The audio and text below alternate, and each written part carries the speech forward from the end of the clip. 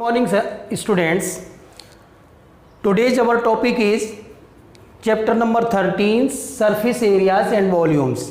इसमें स्टूडेंट देखिएगा कि आपने क्लास 8th में भी इस तरह के आपके कुछ पेरीमीटर और एरियाज के पढ़े हुए हैं। अब 9th में थोड़ा सा उसका एक स्टेप एक्स्ट्रा एक्सटेंड हो गया, बढ़ गया, और 10th में उससे भी और एक्सटेंड हो जाएगा। तो इसमें क्या देखेंगे कि आपको सबसे इम्पोर्टेंट पार्ट क्या है कि आपको सभी टाइप की शेप का डिज़ाइन पता हो और उनके आपको फॉर्मूलेज पता हो। अगर आपको उनके फॉर्मूले पता है तो उनका सरफेस एरिया और वॉल्यूम निकालने में हमें कोई प्रॉब्लम नहीं होगी। सरफेस एरिया और वॉल्यूम निकालने के लिए हमारी कुछ शेप हमारी फिक्स हैं, उनके हम सरफेस एरिया और वॉल्यूम निकालते हैं। अगर हम ये मान के चलते हैं कि अभी आपको शेप का सही परिचय नहीं है तो हम आपको एक टेबल के थ्रू पूरे फॉर्मूले और उसकी डिज़ाइन, उनका जो शेप है, उनको सबको एक साथ ब्रीफ कर देते हैं, जिससे कि आपको इनको लर्न करने में कोई प्रॉब्लम नहीं होगी। तो इसको आप देखेंगे कि हम स्टेप बाय स्टेप आपको इनको समझाते जा रहे हैं और आप इनको क्लियरली समझ जाएंगे। देखिए, सबसे पहले तो आपको हम शेप बताएंगे कि जैसे ये शेप है और इस शेप का आपको नाम क्या है और इस शेप का सरफेस एरिया और टोटल सरफेस एरिया और वॉल्यूम क्या होगा। जैसे ये शेप है हमारी, इस शेप को हम कहते हैं क्यूब। नेम ऑफ शेप क्या है? क्यूब। इसका सरफेस एरिया हो गया 4a square, total surface area हो गया 6a स्क्वायर, वॉल्यूम हो गया a क्यूब। अब a क्या है? Where A is equal to side of square. A क्या है? साइड ऑफ द स्क्वायर है आपको। तो अब आप समझ गए होंगे कि साइड ऑफ द स्क्वायर अगर हमें फाइंड आउट है तो हम इसका एरिया और टोटल सरफेस एरिया और वॉल्यूम सब कुछ हम फाइंड आउट कर सकते हैं इजीली। दूसरा है, क्योंकि क्यूब का जो बेस होता है वो स्क्वायर का होता है और क्यूबॉइड का जो बेस होता है वो रेक्टेंगल का होता है। ये बस थोड़ा सा डिफरेंस है। अब आप देखेंगे कि इसमें हम रेक्टेंगल का बेस पे बना रहे हैं, तो अब इसीलिए ये क्या बन जाएगा? क्यूबॉइड। क्या बनेगा? क्यूबॉइड। क्यूबॉइड। अब क्यूबॉइड के लिए आपको क्या करना होता है कि जैसे आपने देखा कि इसका हमें सरफेस एरिया और वो निकालना है, क्यूब एंड क्यूबॉइड का है, तो हमें मेन इसमें देखना होगा कि क्यूबॉइड में मुझे इसका सरफेस एरिया है तो 2 into L plus B into H. इसके बाद आपका आएगा 2 into L B plus B H plus H L. ये आपका हो गया। आपका वॉल्यूम क्या बन जाएगा? L into B into H. अब आपको 3 सिंबल इसमें आ गए, एल हो गया, बी हो गया और एच हो गया। तो अब आप देखेंगे एल इज इक्वल टू होती length of cuboid, B is equal to breadth of cuboid, और थर्ड है L H is equal to length, ये हो गई height, h, height of cuboid.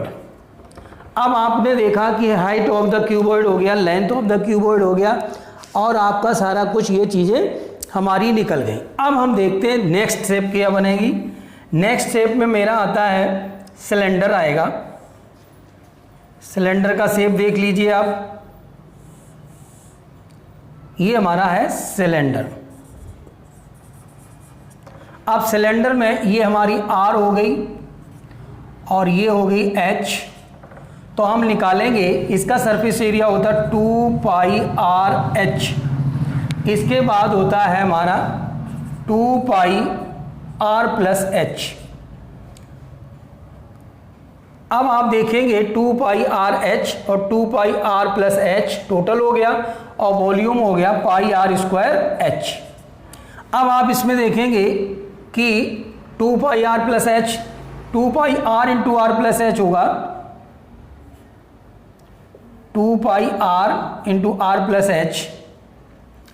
अब आप देखेंगे कि इसमें जो है हमारा, अब नेक्स्ट देखिएगा हमारा, अब इसमें R क्या है? R is equal to radius of cylinder और H क्या है? Height of height of cylinder, ये हमारी हाइट ऑफ द सिलेंडर। अब क्या बनता है इसके बाद? कोन। क्या बनेगा? कोन। नेक्स्ट स्टेप हमारी क्या आएगी? कोन। कोन में क्या होगा? एक एक्स्ट्रा चीज हो जाएगी, ये H है, ये R है, सॉरी ये R है और ये L है। इसमें आपकी स्लैंट हाइट और आ जाती है। तो इसमें क्या करोगे आप? इसको बोलते हैं कोन। इसका आपको कर्व सरफेस एरिया होता है पाई आर एल, और यहां पे होता pi r r plus h, r plus L.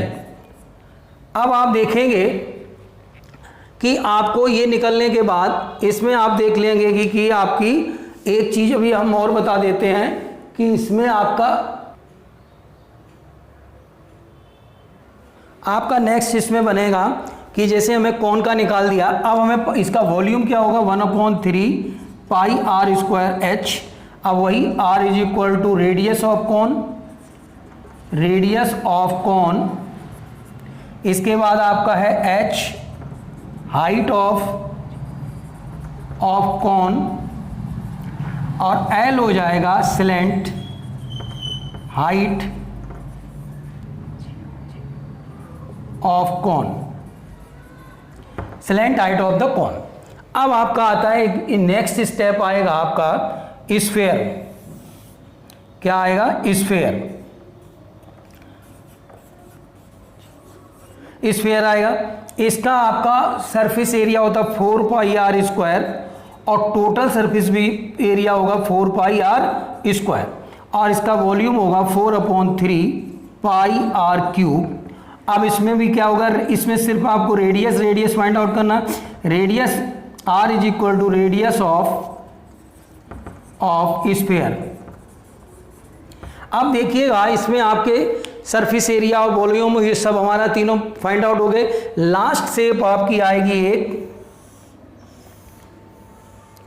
ये आपका आता है हेमी स्फीयर। क्या बोलेंगे इसको? Hemy sphere.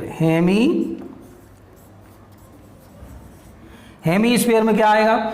इसमें आपका आएगा आधा हो जाएगा 2 पाई आर स्क्वायर, और टोटल में आपका आएगा 3 पाई आर स्क्वायर, और आपका वॉल्यूम आ जाएगा 2/3 पाई आर क्यूब, और r इज इक्वल टू आपका वही रहेगा radius of hemisphere, radius of hemisphere.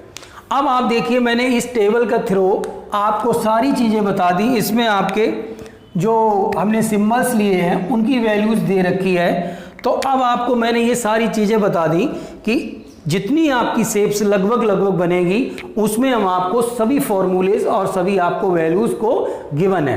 अब आप देखेंगे अगर इस टेबल में थ्रू आप अगर लर्न करना चाहेंगे तो कैसे लर्न करेंगे। ये इंट्रोडक्शन है इस चैप्टर की, तो आपको इसमें सिर्फ हम उतनी चीज़ें बताएंगे जो इस चैप्टर के अंदर पूरी कंप्लीटली हैं और उनको पहले से पता हो, तभी आप एक्सरसाइज के क्वेश्चंस को समझ सकते हैं और उनको कर पाएंगे। तो अब आप देखिए जैसे मैंने इनमें आपको कुछ चीज़ें और भी बतानी है। जैसे मुझे ये बताना है कि आपने क्वेश्चन नंबर जैसे आपको लर्न करेंगे तो लर्न कैसे करेंगे, ऐसे नहीं करना है कि क्यूब शेप बना हुआ है cube 4a square 6a square a cube, ऐसे नहीं लर्न करना। आपको ऐसे लर्न करना है कि surface area of the cube is equal to 4a square, total surface area of the cube is equal to 6a square, volume of the cube is equal to a cube. इस तरह से आपको learn करना। Surface area of the cylinder ले लो, आप कोई भी ले लो, जो surface area of the cylinder is equal to 2 pi R H, total surface area of the cylinder 2 pi r into r plus h, और volume of the cylinder is equal to pi r square h. इस तरह से आपको learn करना है, बार बार इनको repeat करते रहना, तब आप जाके इनको ढंग से अच्छे से लर्न कर पाओगे। ये आप अच्छे तरह से अगर इनके देखिए शेप मैंने सबके बना दिए, आपको कोई डाउट नहीं होगा कि शेप में कोई प्रॉब्लम है। और इस तरह से अगर आपने ये टेबल अच्छे से लर्न कर ली तो आपको पूरे चैप्टर में एक प्रॉब्लम नहीं आएगी, ये मेरा गारंटी है, वादा है आपसे। अब आप देखेंगे कि इसमें और क्या चीज़ें मुझे ऐड होनी है। आपको स्क्वायर और स्क्वायर रूट्स कहीं भी यूज हो सकता है, वो आपको कैलकुलेशन थोड़ा आपका ठीक हो, क्योंकि इन वैल्यूज़ को आप जब सॉल्व करेंगे तो हमारी जैसे पाई की वैल्यू 22/7 नॉर्मल होती है। अगर आपको क्वेश्चन में 3.14 गिवन है तो आप वो पुट कर दीजिए। ये केवल 2-3 आपको प्रिकॉशंस हैं। एक चीज़ आपको और थोड़ा सा मैं बता दूं कि जब आपसे कौन में आएंगे तो आपको एल निकालने का एक छोटा सा फॉर्मूला है। L is equal to √h² plus r²।